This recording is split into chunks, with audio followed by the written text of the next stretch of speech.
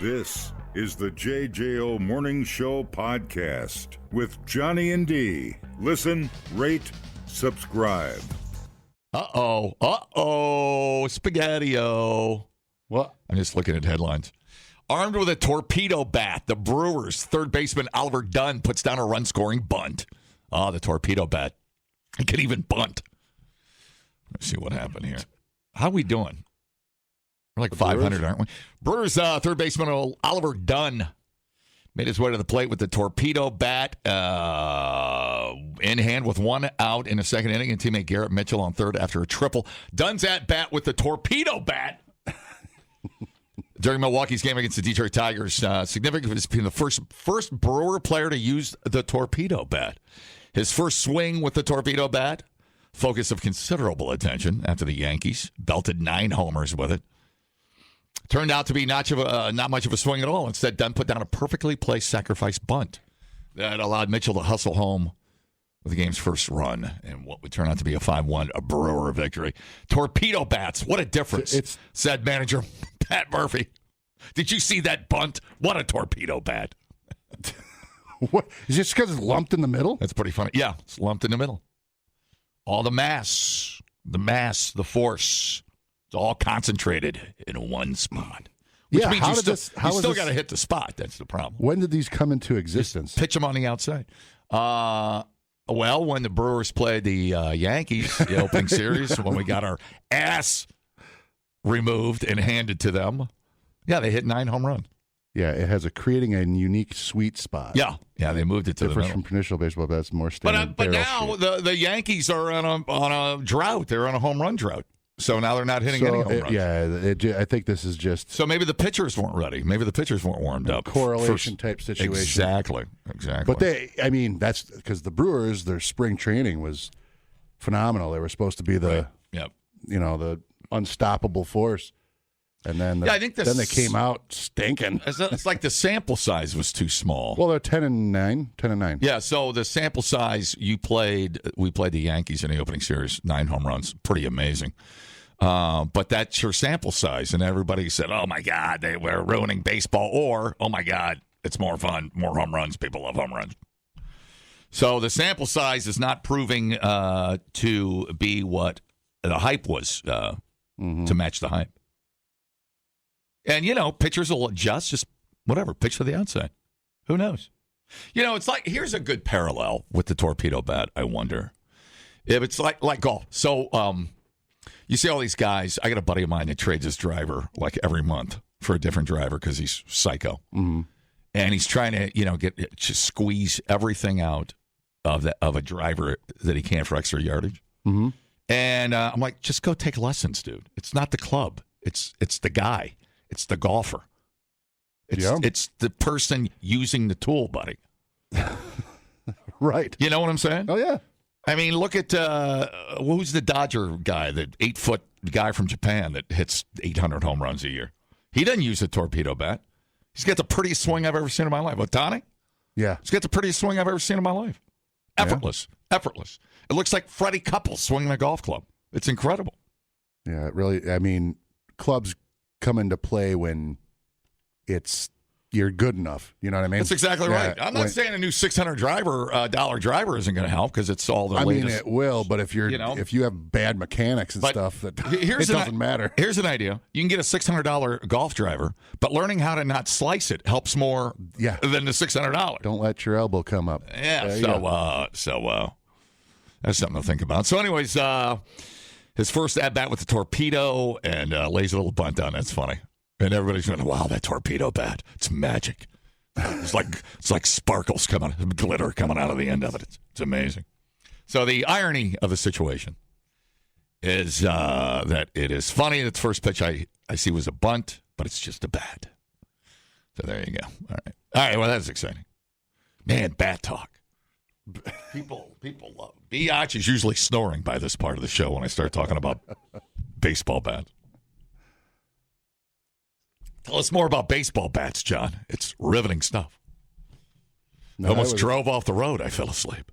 It started out bad, man. It was 20-9. Yeah. Remember that? Yeah. And then the next day was 12-3, Yeah. and then the Royals kicked ass 11-1. They're never going to lose another game, and we are never going to win another game. I was like, oh my God. Yeah. But then since then, we've pulled in some 17-2s against the Rockies. Yeah, it looks pretty good. Looks pretty good. I think they're turning it around. Well, that's like Bryson DeChambeau in golf. He's trying to reinvent the golf club. And he's rounding his, I think, if I remember, somebody could help me with it. I think a couple of things he's doing. He uses the same length of club throughout the bag. Okay, all right. That's not new. But he's been experimenting with a curved face for this. I think That's the weird. same for the same reasons, which he obviously didn't put into use at the Masters. But. Yeah, he has. Well, he's innovating to innovate. I mean, he's looking to become perfect, which is why golf is so great. Wait a minute. The face is slightly rounded. I think he's trying to round the face though, which would make it a lot harder for an amateur. Right, but it would. How would that help? They're trying him? to put the mass. That's why. Oh, there used to be a club. It was a driver. I can't remember the name of it. It didn't have a body to it. It just had a support wedge. It was like a naked driver with no shell. But they were trying to. There was a steel ball right behind the sweet spot of the face of the driver. Yeah. And they were trying to. I remember seeing the infomercials on it. Guys were hitting at 400 yards. I mean, fat guys were hitting at 400 yards. So this is stupid. No, that didn't last very long.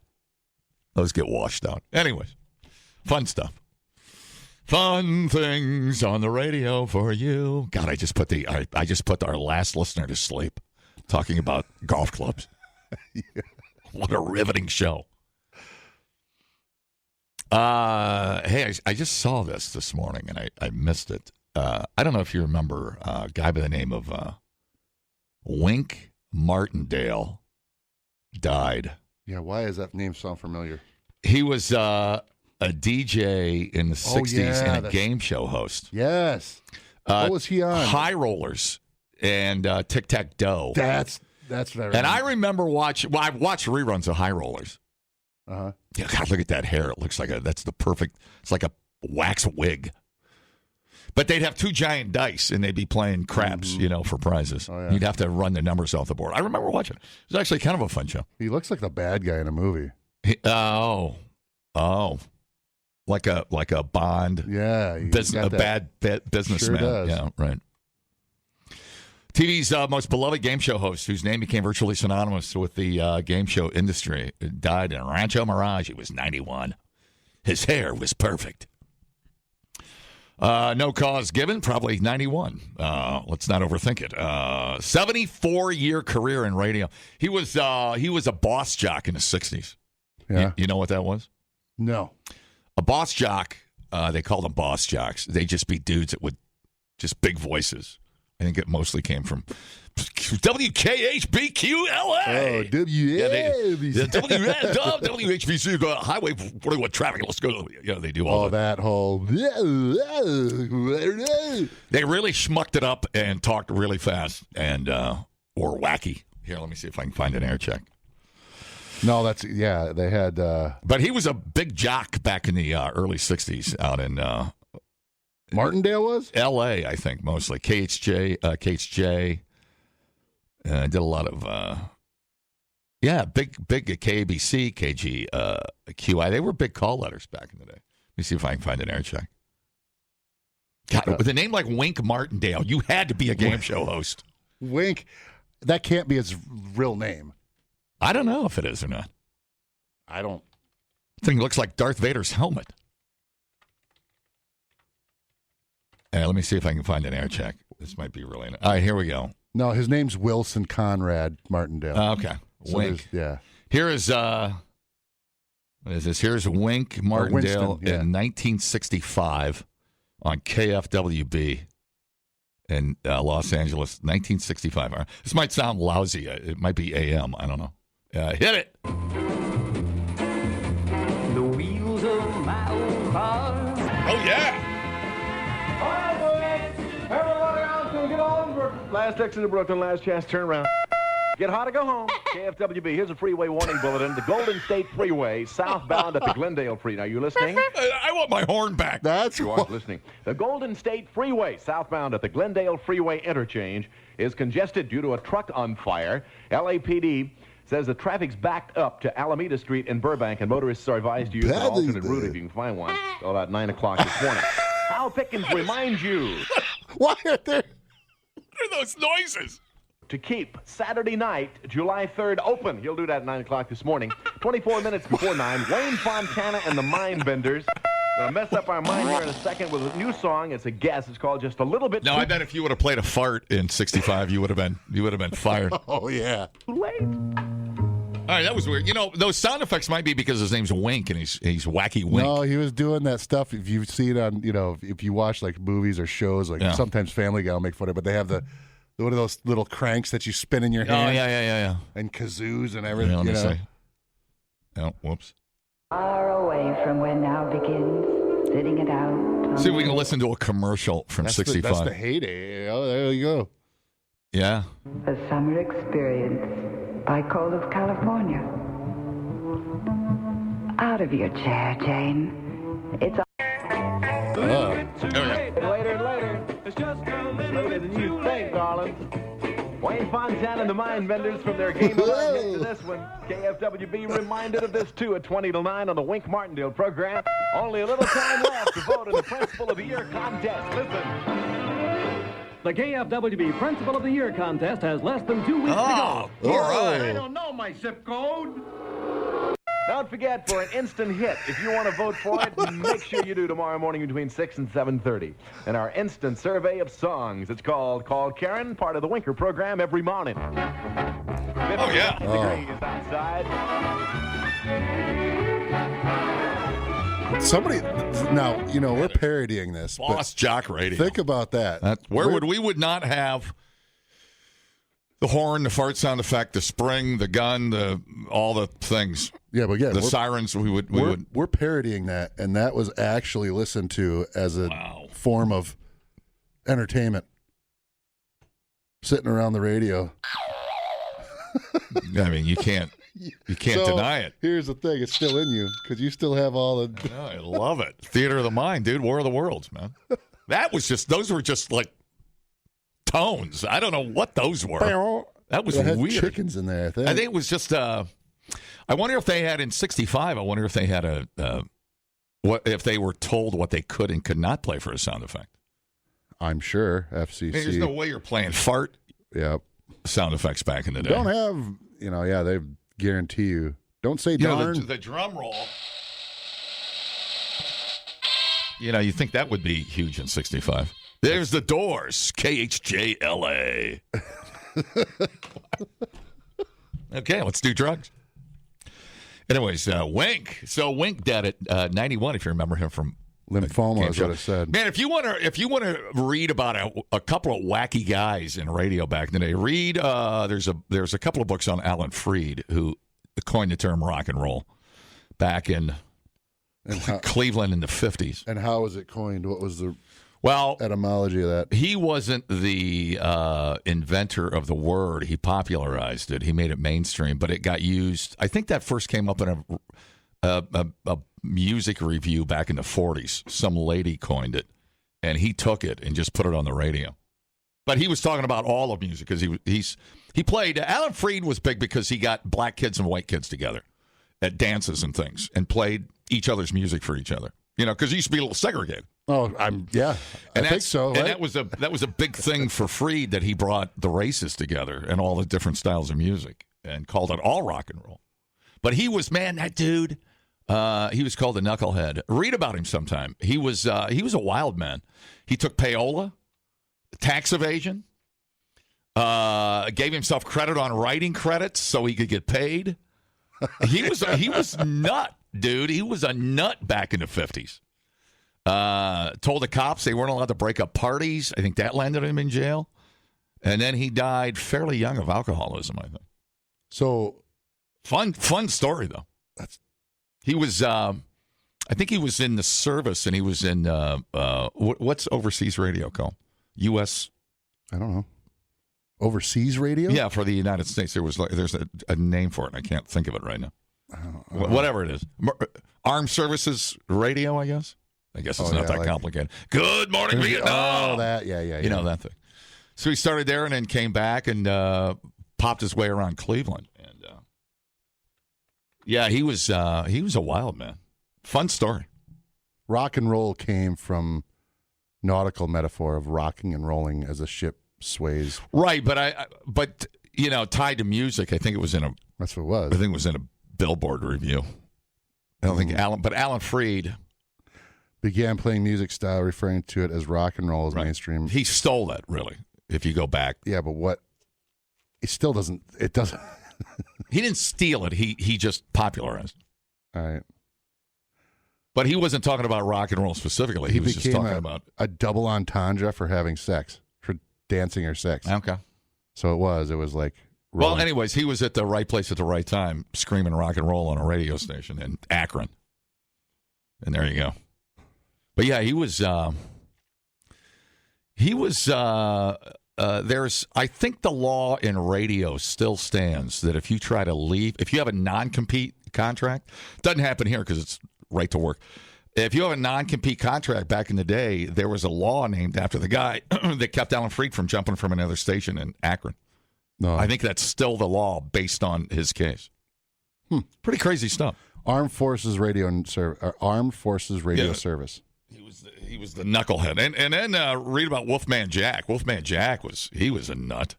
Have you ever listened to Wolfman Jack? I just remember him howling. Oh, he's so great. Yeah, baby. They used to do this late night. I think that's where the late night infomercial came from. Wolfman Jack. Oh man, selling sex pills and everything. He had some pretty crazy hairdos, man. Oh, he's a good-looking dude. Take a look at that. Yeah, well, he's young. He's a good-looking dude. He worked for that station in, it was just over the border in Texas and Mexico. And the reason it became famous was because of how powerful the station was. It was like a 200,000-watt radio station. And you could drive from L.A. to New York and not lose the station. Let's see if this is his. Yeah, he did look like a werewolf, doesn't he? That's I think it was Zerf, XERF, Pirate Mexican Radio. Here's part of his show right here. Yeah, he's Jack. Yeah.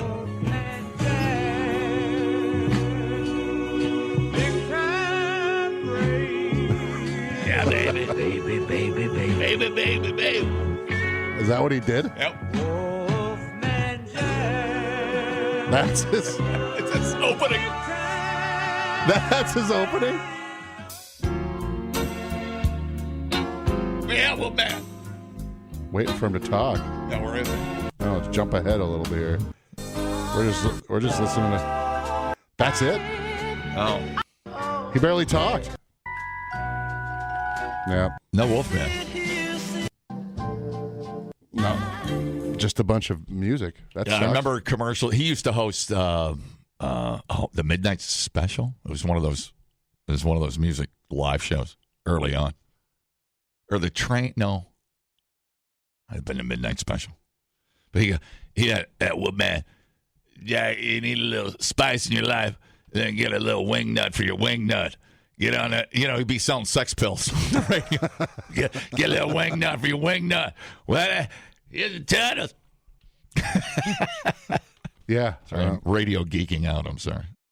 Replay today the JJO Morning Show podcast. Get up with Johnny and D. JJO. I quit. I quit. I quit. I quit. I quit. I quit. I quit. I quit. I quit. I quit. So when you start a new job, the people you train with, they might determine actually whether you stay or leave far more than your boss does. New study reveals that new employees are significantly influenced by their cohorts, or the colleagues who join and train with them, when deciding whether to search for another job or quit altogether. It suggests that supervisors don't always have the greatest impact on employee retention. According to a new international study from the Journal of General Management, employees with close cohort relationships tend to follow their peers' lead when it comes to job hunting behaviors. If the training group starts looking elsewhere, newcomers often catch the job search bug too. So It's a powerful influence on work friends. I had a little crush on one of my coworkers. You always do. And look what happened. You married her. Shh. Keep your voice down.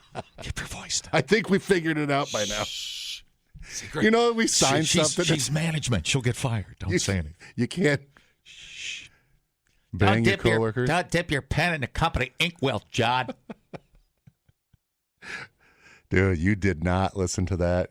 You signed that. I you did signed it. something. I did it just to see if I get fired, and nobody fired me. So I'm like, it says you're not supposed to have interpersonal relationships with.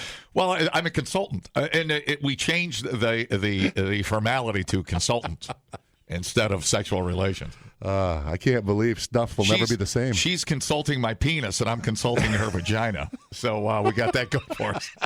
So we write it off on our taxes. It's unbelievable. Yeah. It's crazy. Janitor storage closet meetups and stuff.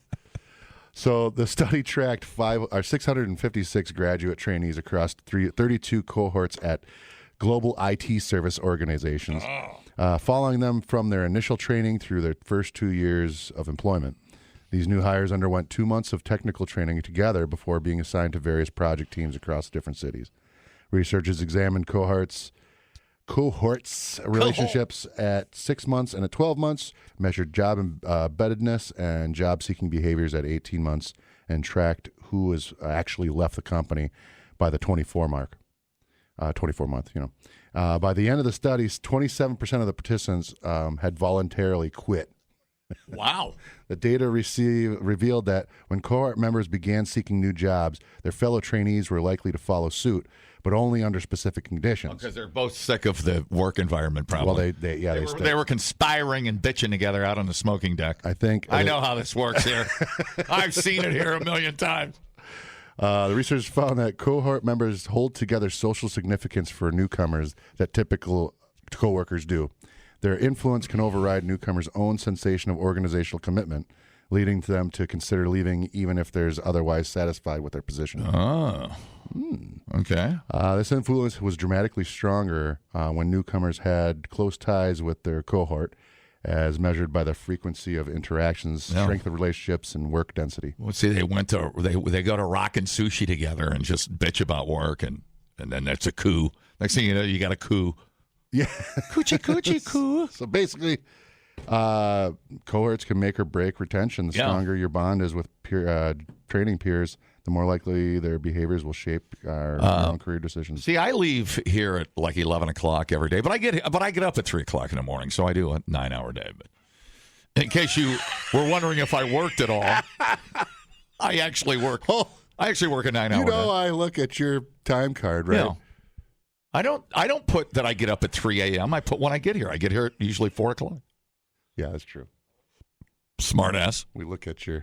I don't care what you look at. I don't care. Fire me. You know what? I hope you fire me. So you got to give me a 3-year severance because I will sue you. I will take you to court. We'll just make it so bad that you quit. Okay. I forgot what I was going to say. I don't even know what I was going to say. No, I know. You're talking about how much you work. I don't have to stick around and watch the drama between, whatever goes on here. Yeah. I get the luxury of leaving and not having to. Randy, I don't know how Randy does it. He's got so many balls in the air. I can't even believe it. It's a lot. There's a lot of people. How many people work here? 52. We got that many people? Well, no, there's actually 80. Some. Oh, are we up to 80 again? Yeah, because we got new people, but it's more the our digital end. Well, part-timers and if you count all them. Okay. But yeah, the business model has changed a little bit. Mm-hmm. A lot more stuff from home. I just feel like there's less people in the building, but I don't. There was a time in this building. I think there was over like 120 people. Yeah, pre-COVID, and like 10 of them were working. Yeah, well, they don't work here anymore. Exactly. Randy went Doge before Doge and did a pretty damn good job. Randy can smell non-efficient people a mile away. Oh yeah, you can. I will give you that much. I give him credit for that. Yep. But no, I don't have to. I mean, my wife is here all day, so she sees it. There's always just I thought people just kind of got along so they didn't kill each other at work. I thought that's just kind of how it went. No, I mean, but that's an interesting take on how people come and go. You start when you start your job if you start together, but it is. I mean, you would think obviously, when you do have a job where you like the people you're with, it's completely changes your attitude. You'd rather do that and make less money than make more money. Yeah, for sure. Yep. I mean, I did that. Heard that a million times. It sucked. You go someplace that you just working. Well, it's like a big picture version of that is where you choose to work. I mean, a lot of people leave cities and bigger jobs, come back to Madison or smaller towns, or they're just they just want to get away from the chaos. Mm-hmm. Oh yeah, I mean, living a simpler life here in beautiful Madison. Before here, I was working remote for the longest time. I was at a company, an IT company, so that was what allowed me to be able to come in like this. Yeah, and then I worked at Modern Gaming with my brother, and that place is awesome. The people are great. Mm-hmm. It just wasn't into what I know. Yeah, it wasn't your field of expertise. Yeah. Right. You were goofing off. But I wish you were still working for Modern or whoever, because your golf schedule was wide open. I mean, it was amazing. No, that was the other company. When I would go, remember Lance with his last job. I don't even know where you were on your laptop. Converge one, yeah. But it was funny because I think your boss was in Minnesota. Mm-hmm. So you were always, we'd be at Daly's playing 8 games of Golden Tee, and Lance was like, "Hang on, somebody's talking." Okay, is it my turn? I forgot about that. I had my computer up, answering emails. He's like, "Wait, I gotta click something so they know I'm still here." Yeah, that is true. We've done. That's perfect. We would go golf, and then we would go to the clubhouse and get play. Golden Tee. Totally forgot. Then you came and got a real job and I shot it all to hell, man. Oh yeah, can't believe you would do that to me. Hurts my feelings. What are you talking about? I have more of a chance than I did before. You can do spreadsheets on the golf course. I'll get you a little clipboard and you can walk around when you're putting and add some numbers in. It's the amount of stuff that goes on now. Well, these are just excuses. But no, that's not true, because this whole week I could have. You never said anything. Oh. That's why. I don't. I've forgotten you because you don't hang out anymore. Oh, you're in too many meetings. No. Many meetings. You became too good for me. Distance does not make the heart grow fonder, See? Lance. This is what I'm talking about. Now I'm going to quit because I need to have friends at work. That's all right. I can do your job in half the time. No big deal. What do you got? Some taxes to figure out? What do we got here? Yeah, I mean the whole gamut. All right. Anyways, all right. So well, that's cool. That's cool. Hey, it's JJO News. Couldn't agree more with that. People, relax. What a complete waste We are killing it online. Have you guys checked the comments? of cyberspace. Smoke That Skin Wagon says, you guys are killing it. The JJO Morning Show Podcast. We're internet sensations. Johnny and D, nowhere but JJO. A school nutrition administrator has been arrested for committing a terribly unappetizing act inside of a beer cave. The beer cave? In a Pennsylvania convenience store. An employee at the Royal Farms location in Hanover last week called police to report an unknown woman had come in the previous day and pooped in the beer cave. Oh, like the convenience store beer cooler. Yes. She came in, she dropped it heavy. My goodness. Yeah, so as described as a probable cause affidavit, the beer cave is a walk-in cooler. Yeah, bathrooms right around the corner. Maybe she just forgot where she was. That's cool. Selected the cooled cooled beverages. All the doors in the beer cave are cooled areas. Code word is she dropped a Yingling. I think that's the code word. A Yingling? She dropped a Yingling right on the beer cave floor. Are you giving a Cleveland beer some? You talking smack on it? That's not Cleveland. That's Pennsylvania, dog. Is it? Oh, it is Yingling. Yeah. That's a good deal. Yeah, I defile Pennsylvania as often as possible. Don't know why. So they viewed store security footage and showed the suspect pushing a case of alcoholic beverages back on a shelf, pulling her pants down, and dropping a deuce on the shelves. I bet she's like a supermodel in high heels and looks just beautiful. I'm sure it would be worse. Would it be worse if it was like that? If she was good looking? It would be better. You think so? Actually, yeah. If Margot Robbie walked into a beer cave and hiked the skirt up and dropped the deuce, little I don't Cocoa know. Puffs. I mean, I'm willing to forgive and forget this incident if you'll just talk to me. Just talk to me, Margot.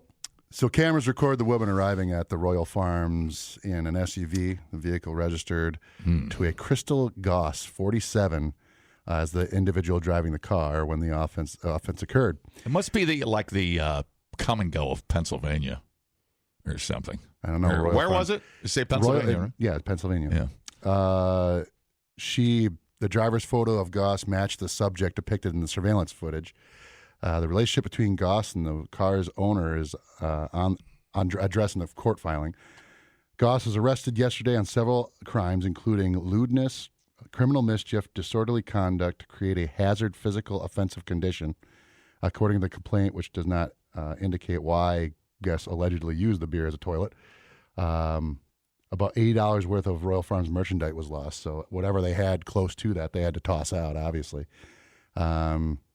Gus, who lives a mile from this Royal Farms convenience store, is the director of food and nutrition at the local school district. Oh, my. Yeah, she's the one that fills her Stanley Cup with Riesling and just sips all that. Oh, that. And then she shows up at the Royal Farms, and that's her secret kink. Oh, Crystal. She's the director of food and nutrition. Yeah, right. Did she just have like I'm curious. I'm trying to look for a picture of her, and I'm not finding Have you ever anything. crapped yourself in public? No. I mean, I've had to go. Well, maybe. Yeah. Everybody's had a oopsie dangler. Yeah. You know? So, I mean, I think it was the Farm Tavern. I trusted a fart. Remember that? That's perfect. Yeah. He just take you out back and hose you off. No. Get you right back in the game. I had to, because there's a door that opens up and it doesn't have We did the topless bikini contest over there. It doesn't have a latch or anywhere to go, so I was in the sink. It's open right now. Help yourself, everybody. I had my leg up because I cleaned up, but I was like, I had my leg up and I had my pants basically off, so I could kind of get water in there and stuff. So I remember the farm over here by the sewer yard, right? Yeah. Off of Southtown. Greg and we were talking on the air once, and I was going to say it's my favorite story about the farm, but it's my only story about the farm.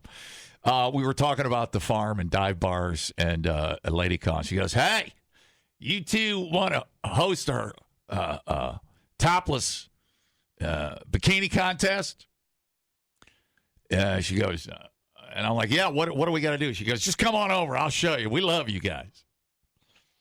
So we got over there, and there were about 30 people in the bar. And we walk in, we're having some beers. We're like, we were expecting a little bit more of a production. Sure. See what I'm saying? Yeah. And I go, "Where are we doing this? What's happening?" I'd never been there. She goes, "Well, we walked outside, and there's that little side yard there at the farm." Uh-huh. She goes, "All right, well, they're going to come out, and they're going to take their tops off. You're going to hose them down."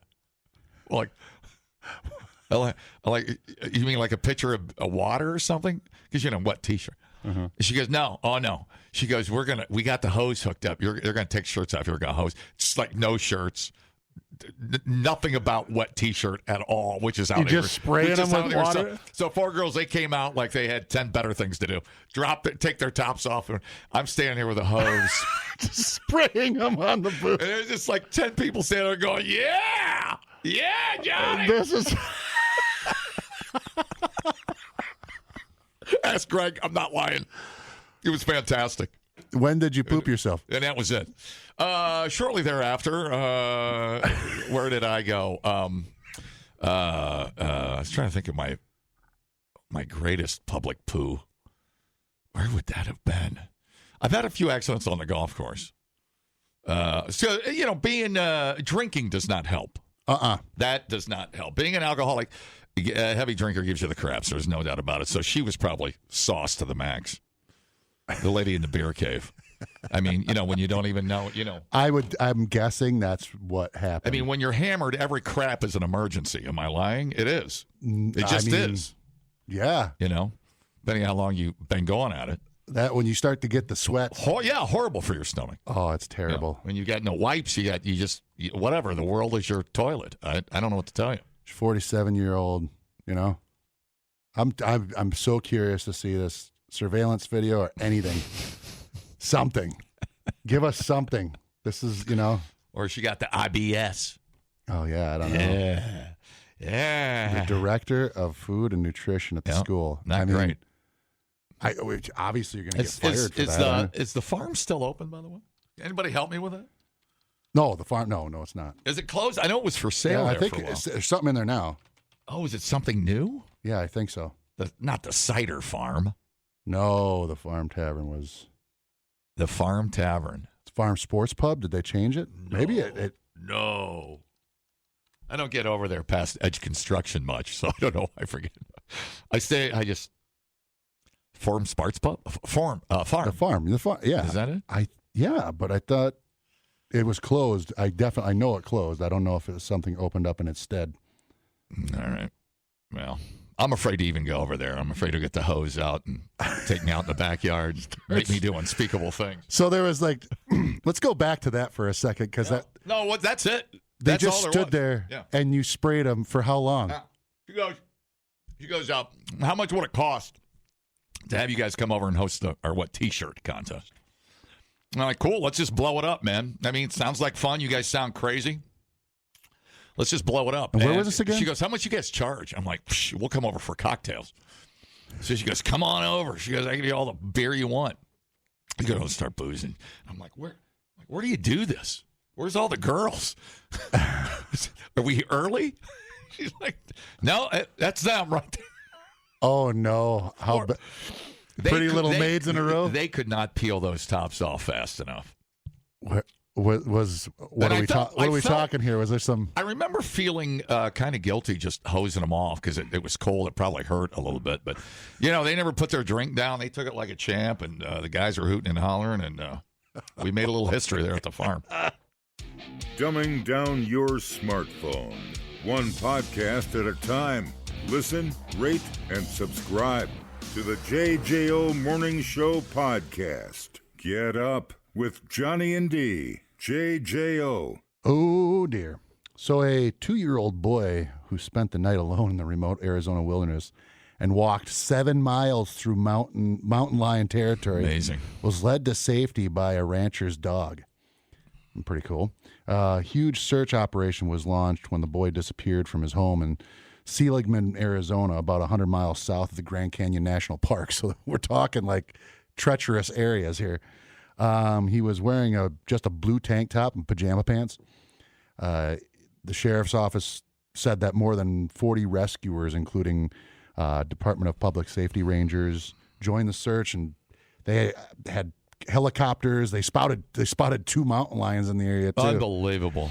So this kid's just like braving through there by himself. But 16 hours after he went missing, rancher Scott Dutton found him on his land 7 miles away. The boy was safe and just out having fun. He didn't even know he was in trouble. Yeah, and he was apparently led by the property by the rancher's dog Buford. Yeah, this beautiful Buford. Buford. Of course. Here, give me 2. Here's the rancher talking about it here. It's in their blood, they're guardians and stuff. Way there, I see Buford coming down the deal right there with a little blonde-haired boy with him. He was young and ended up wandering further than anyone would have hoped. Not only did we search on foot, but also there were some of the razors and 4x4s, as well as we did make use of some of the helicopters to make sure that we were doing everything we could to locate the child. There was 1,000 ways for that to go really, really bad and one good way, and luckily it turned out to be the good way. Man, I hate to even say this because it's going to piss everybody off. But if that was a pit bull, it would have ate that kid's face off. Right, No, it wouldn't. Now back to our regularly scheduled program. Pit bulls are unbelievably nice and protective. I like Pit Bull the singer. I just don't want the pit bull. You want me. I want you. Why are you dancing like that? That's kind of sexy. You're going to like that. No. He said, my favorite dog quote, and it's a good one, is, please God, let me be half the person my dog thinks I am. They are wonderful creatures, dude. Yeah, I thought you said you hated dogs and loved cats. I've always had dogs. I had You don't 3 have a dog right now. huskies. Well, no, I don't have one now. I'm your dog. High five. Yeah, Oh, dude. by the way, that's Dude. going to lead into the next story. Blow here. it up, dude. Because you know what today is? I don't know. Avocado Day. National High Five Day. Put her up there. Just blow the potato up, dude. Oh, we'll blow the potato. Yeah. National High Five Day. What do you think of that? Here you That's go. kinda cool. I still love high five. Today's the day that you got to give out all the high fives you can. High five. Because it's National High Five Day. High five. Give him a high five. High five. It's National High Five Day. High five. If you really want to get crazy, go for the double high five. High five. Oh. Happy National High Five Day. Don't leave me hanging. Boom. Mic drop. Let's go.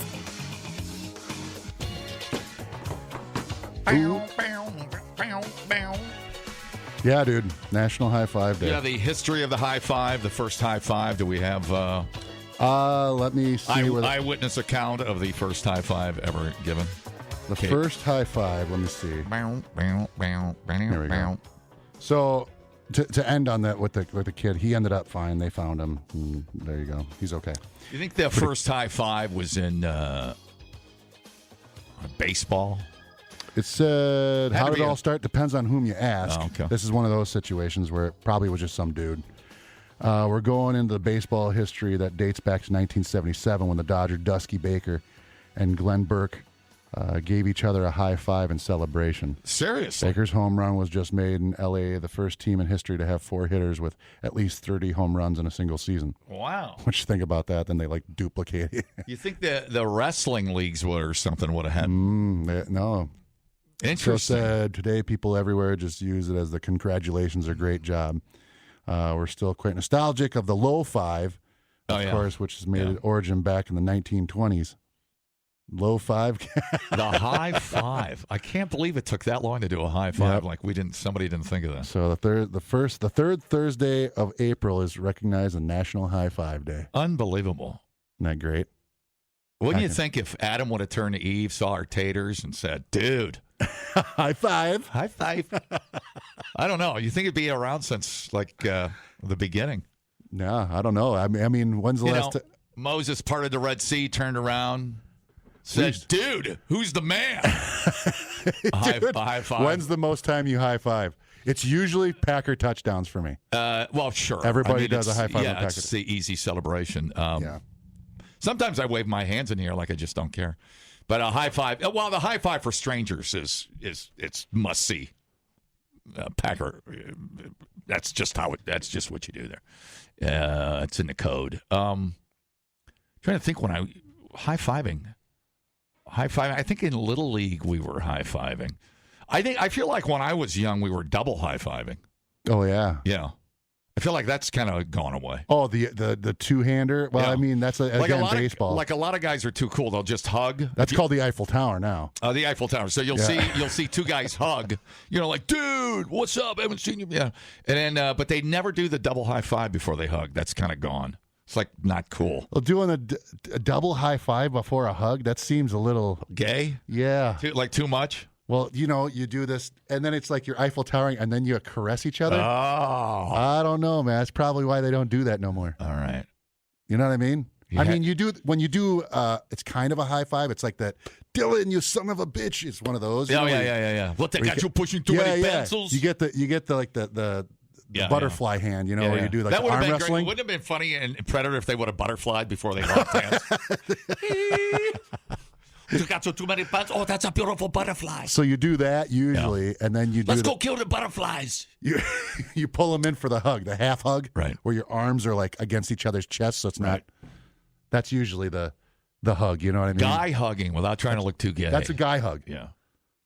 I think the key there is just to own the hug, and just don't apologize. Just go in with it. Yeah, just go. Let me get my paws on you. Let it rip. Yeah. Let me. Whatever. Your gun is digging into my hip. That's funny. I don't carry a gun. I know. You'll see that. So weird. You can't have those steeples touching. You think the thumbs up was around? The thumbs up must have been around forever then. Well, Fonzie did it. Yo, hey. Yeah. Then it became like. So the thumb. I know the history of the thumbs up.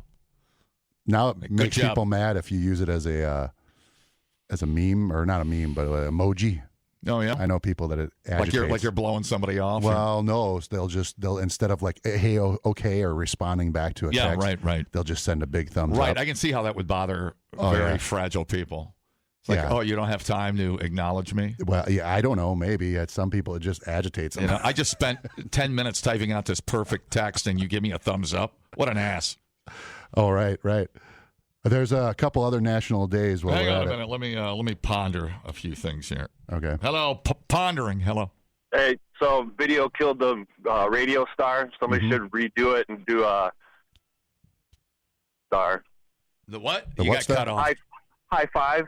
Oh. COVID killed the high five. Oh. Nobody wanted to touch each other. Yeah. The last band camp, I was going around giving people high fives. Everybody, man. I was telling, hey, if they didn't want to give me a high five, I'd say, hey, it's free all day. I'm gonna tell you what. There's something addictive about high fives. Well, I think maybe you're in people's inner space now. Maybe that's it. Yeah, that's the thing. I think people I don't must like. have high five 3,000 people that day. I think just that beer. I mean, you know. Hopefully it was your other hand, and because most people are dominant right because they wipe their ass with that same hand. Oh, I never thought of that. Yeah. Everybody's dominant. I just assumed I'm left-handed, so. Oh, there you go. So then you felt that was good for you. Friends were saying, they were trying to get me to. They'd find somebody that looked all down or pissed off, and they'd be like, I bet you can't high five that person. So I'd run up and get in their face. What's up? High five! So this is like the ice bucket challenge. Now it's the high five challenge. I'm telling you, it's there's something about it. It's contagious, and nobody can deny it. Well, you walk down State Street and just be like, high five. But everybody will do it. Wait till you go to a Packer game and somebody scores a touchdown and the high fives are flying. Dude, that is beautiful. There is a lot of there is joy in the frozen tundra. There are a lot of double-handed. Oh, super double high fives. Double high fives are definitely. You'll become within a matter of 2 quarters. You'll be best friends with a stranger you've never seen before. Sitting right next to you. Sitting right next to you. There's a couple of over-the-air high fives for you guys. Dude. Yep. All right. Have a good one. Good night. Okay. I love it. I'm high five down. That's JJO News. I'm gonna wash my hands. You can learn a lot listening to podcasts. Did you know that the hottest chili pepper in the world is so hot it could kill you? Or you can listen to this one. Bears can smell your menstruation. I can smell your menstruation. The JJO Morning Show Podcast. Johnny and D, nowhere but JJO. Can I talk about babes in space for a minute? Oh, dude. Gail King. Who, the astronaut? Yeah, the astronaut. Oh. Yeah, see how? Yeah, now I know. See, you knew immediately. She's the astronaut. You know greatness. She's very, very, very, very smart. Yes. All those years and the missions she's done. Fantastic. They could make movies about it. Oh, man. She's just a hero. American hero. Gail King drags the Blue Origin spaceflight haters. And it gets worse, actually. If Alan Shepard went to space, so did I. Oh, the bitterness. Oh, look at you. Do not destroy things. I can't do this. Following her historic she seems to be pissier than the other girls on the spaceship. Because she realizes she's just trying to be defensive. Because she has lashed out at critics who belittled her experience as nothing more than a ride. What did you control? The journalist did not mince words as she condemned the casual dismissal of her 11-minute flight mission. Especially when it targeted a groundbreaking all-female crew, including Katy Perry, blah, blah. Stretch Armstrong face Laura Sanchez. That's what I can't forget most about this flight, her face. It's just like, it gives me nightmares. Gail King wasn't just upset. She's infuriated at the sexist undertones.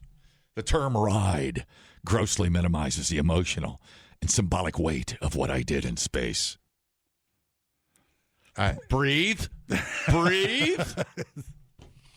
When Jeff Bezos went, or William Shatner, it was called flight, an expedition, a mission. But when it's us, suddenly it's a joyride. How dare they? Dude. They weren't. They came She's back. trying to compare that to what was done. Well, when you say Alan Shepard, that was a mission. I mean, he went to the moon. So I'm not sure comparing your paid ticket to what Alan Shepard did. That's not ride. It's not. She controlled nothing and sat on the dick rocket. It's making it worse. Yeah. She's trying to insert herself into space history. I'm not sure that's a good idea. What makes you think William that? Shatner didn't do that. And he goes, William Shatner, he's pretty casual. Mm-hmm. Space, I took the final frontier. He's having fun with it. He's having a good time. But Gail, they seem to be taking, Gail especially seems to be taking herself pretty serious about going and reinventing spaceflight. King compared her experience to that of astronaut Alan Shepard, who was the first American in space, later walked on the moon. People are laughing when I said I went to space. Well, Alan Shepard lasted 15 minutes. Mine was 11. Did he have a ride, too? So they're bringing she's bringing sexism like it was a... Correct. Oh, dude. That is correct. And you're talking about a guy that had to study and do this and nobody knew. It seemed like the more I see, it was more about advertising their brand. And because one had the patch on, one had Katie had her lyrics and was promoting her tour. Do they call them a crew? Well, it looks... I call them a band of morons. When you do it to advance your own cause, well, that's the opposite of why we explore space, right? You think these dumb yachts would have gotten to the plane at 1961 and jumped up there when you didn't even know if it was going to work or not? No. Most people didn't write a book till they got back from outer space. Dude, they weren't even in space. Why are you? I know you're doing this on purpose. She's not backing down. Gail said, I stepped out of my comfort zone. Now I've done it. I really can take on anything humanity throws at me. Oh. And you didn't experience love until you got... Look at her. She looks so upset. She looks heartbroken. My God. I can't handle this. Kissing the ground and this... Well, now I'm enjoying how... See, and here's the thing. Here's the thing that they teach you. When you laugh at your problem, the problem goes away.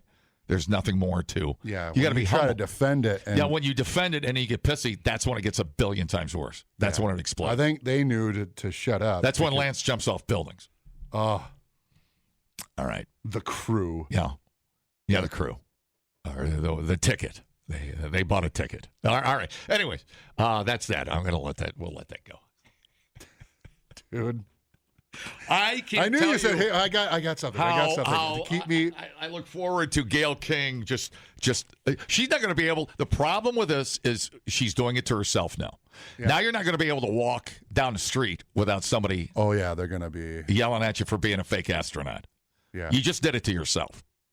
Good. I hope she. All you had to do was be cool. You're like, oh my God, I can't believe they picked me. It's amazing. I hope everybody someday gets to do it. All right, I gotta go. I got a show to tape. Yeah, if she did something like that, I was like, hey, I get it. We wanted to go to space. Or been cool about it and said, man, are we some crazy bitches or what? Or just been like, hey. Because from Gail, that would have been cool. They realized that, not many people get to do this, and I'm glad we got to, and it was a great experience. No. We're not a crew. Right. If she brought it down like that, so when you get off, it would be way better. I did it with a straight face, and you go, I did it. For all of humanity. By the way, Katy Perry concert tickets are on sale. I'll be in Minneapolis on May 13th. I'll see you guys there. The crew. All right. Breathe. Can't stand it. Breathe. Drink some water. Have some water. The JJO Morning Show podcast with Johnny and D. Listen, rate, subscribe. Catch a new show every Monday through Friday, 6 till 10 a.m. on 94.1 JJO or streaming anywhere in the JJO app. Johnny and D, nowhere but JJO.